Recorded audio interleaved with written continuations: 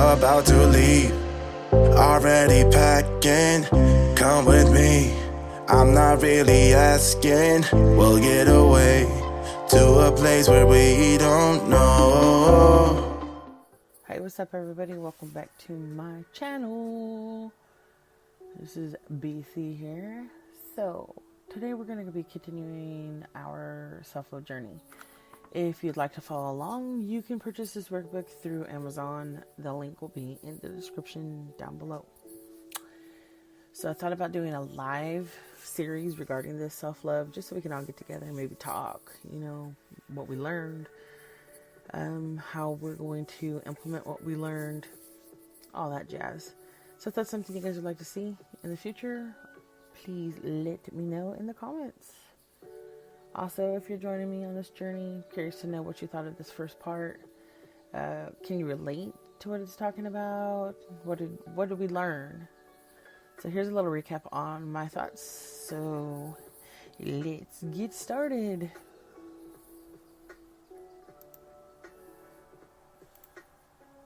Alright, so this first part talks about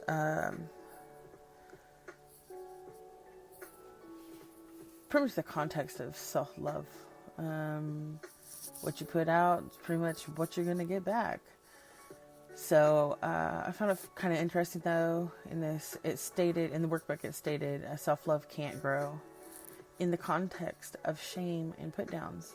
Imagine if you spoke kindly and lovingly to yourself every day. And that kind of resonated with me because when I was growing up, like say when I was at school or even in my home life, I would never allow another kid to say mean things to me. I would say them about myself first. So I always had a struggle with my weight, so I would always say, I'm the biggest one here or whatever.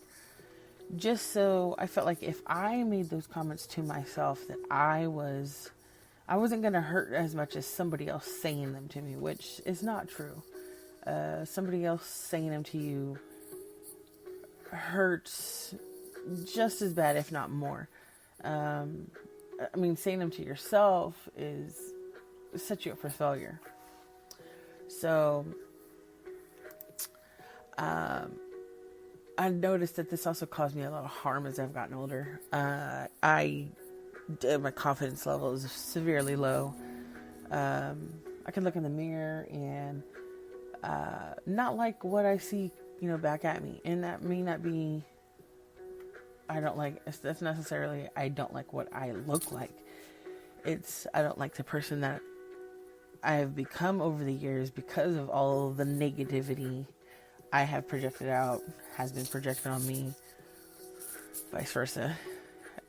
So I thought about,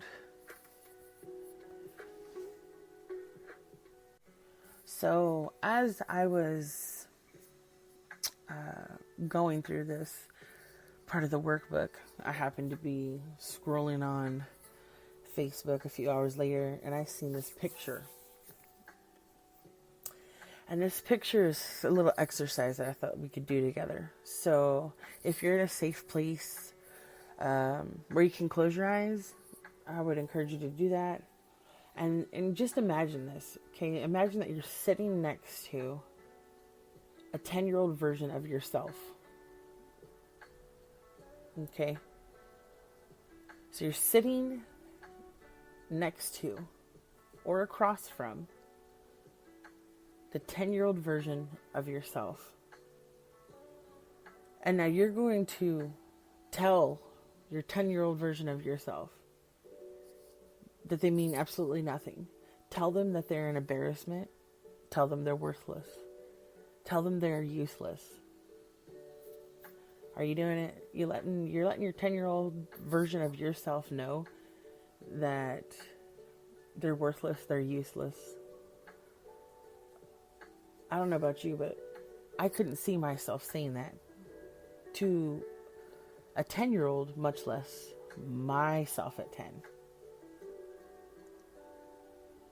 But this is what we do, so you have to realize that you're not an embarrassment. You're not worthless. You're not useless. You're worth much more.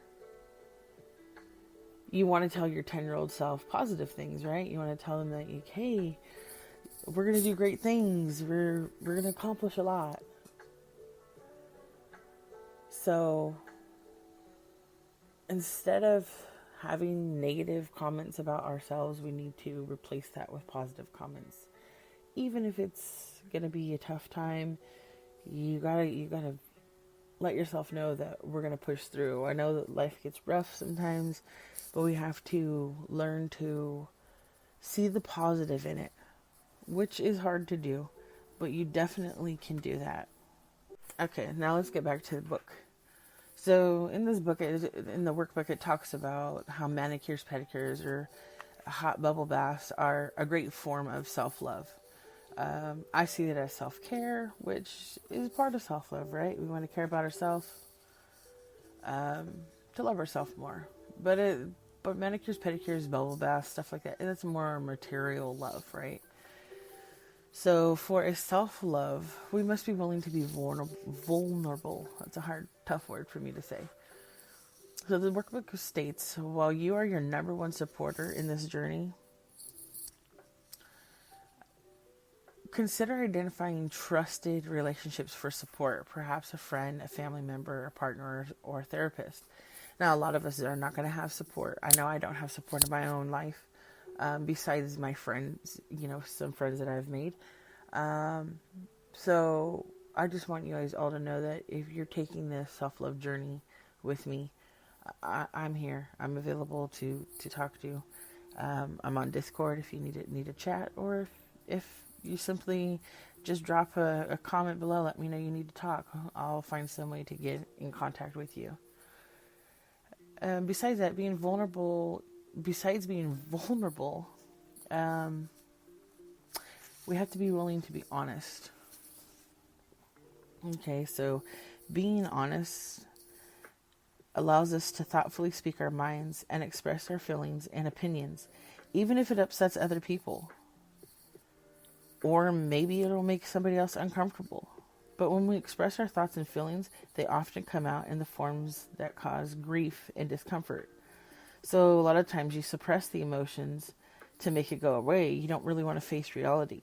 This can cause your feelings to stay around longer and intensify. So this book also mentions, it was something that I thought was pretty interesting. And it says, over time, when you kind of push down your negative emotions, it can cause health problems. Like high blood pressure, it can cause memory issues, it can cause difficulty focusing. It can, if you don't express anger you might have, it could lead to you damaging relationships. So I thought that was pretty interesting, because I know that I often suppress my anger, and I let it build up, and then I explode, and then everybody wonders, well, what the hell happened? Well, it's my fault because I didn't express how I was feeling, so to speak. All right, who's ready for a self-love hack?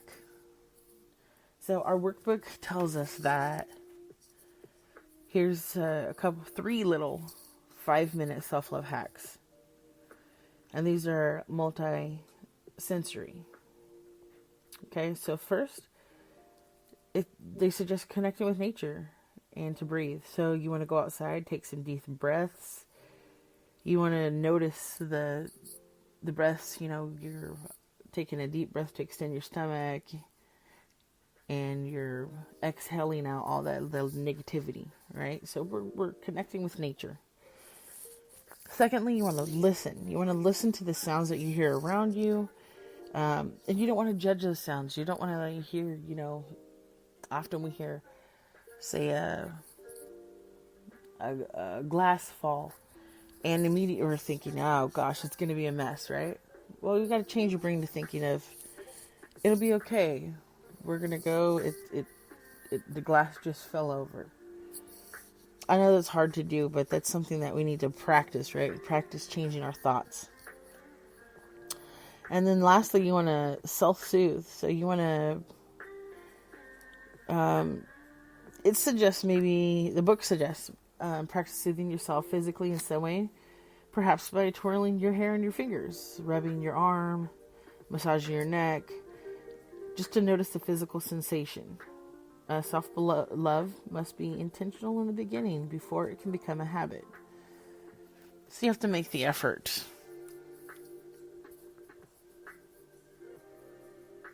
So with making some effort, we want to take, little 5-minute time frames, right?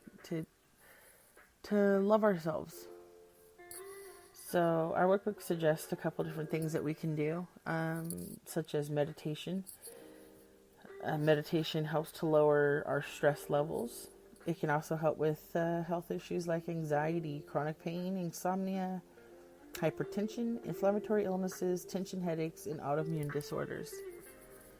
Sometimes, I know I've tried to practice meditation before, and it can help if you can get your brain to shut off. That's my main problem, is trying to get my brain to shut off.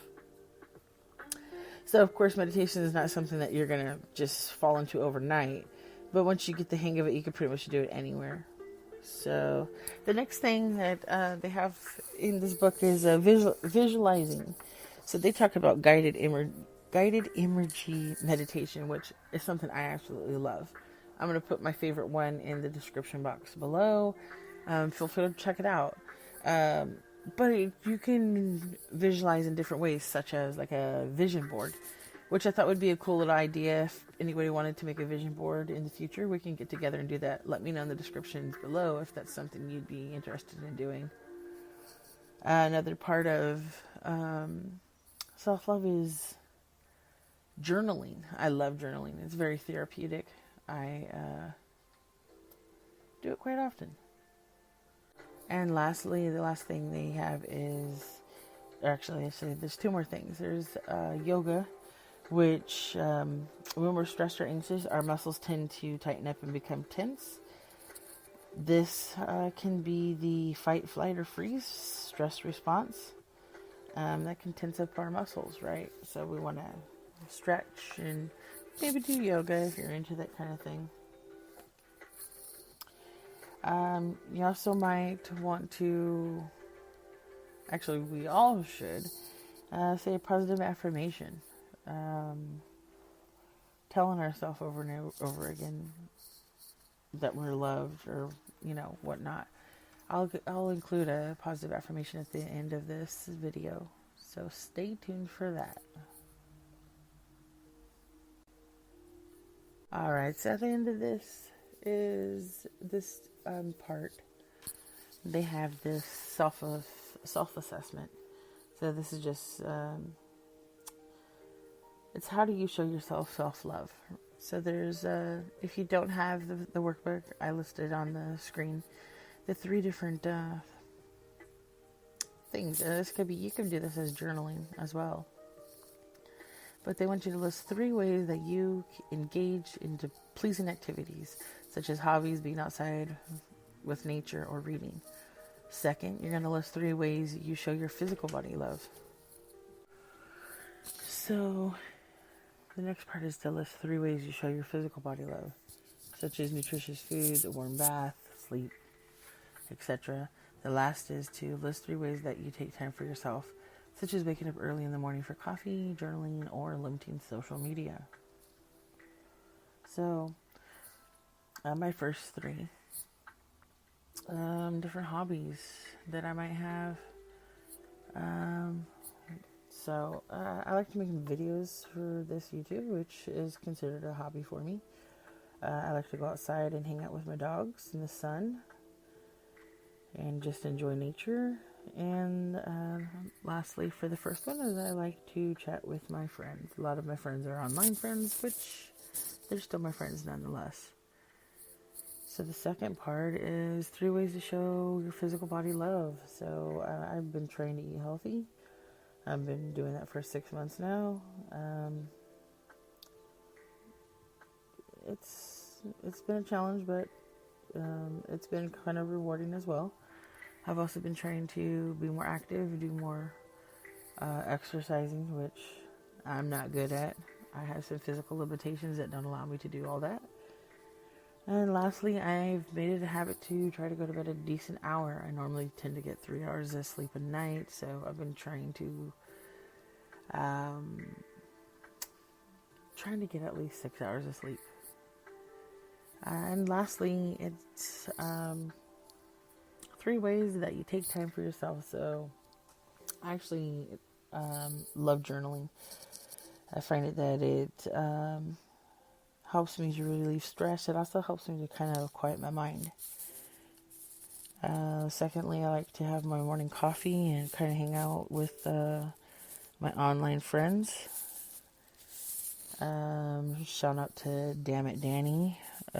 If you haven't checked out that channel, I suggest you do so. I enjoy having my morning coffee and enjoying the morning coffee talks with them.